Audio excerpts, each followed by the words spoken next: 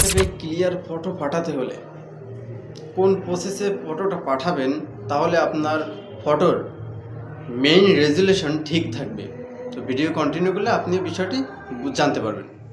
হোয়াটসঅ্যাপে HD photo পাঠাইতে হলে প্রথমে আমি হোয়াটসঅ্যাপে ক্লিক করে নেব।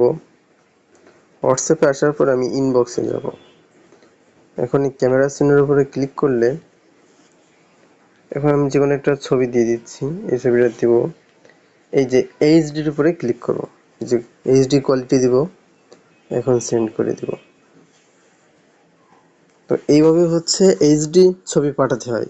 এছাড়াও ক্যামেরার পাশে এই জায়গায় ক্লিক করে আমি ডকুমেন্টে গেলে এই জায়গার থেকে আমি দিতে পারি। এভাবে যদি আমি পাঠাই ডকুমেন্ট আকারে, তো এটার রেজুলেশন খুব ভালো। দুভাবেই আপনি এইচডি আকারে পাঠাইতে পারেন। তো ভিডিওটি ভালো লাগলে লাইক করবেন, শেয়ার করবেন।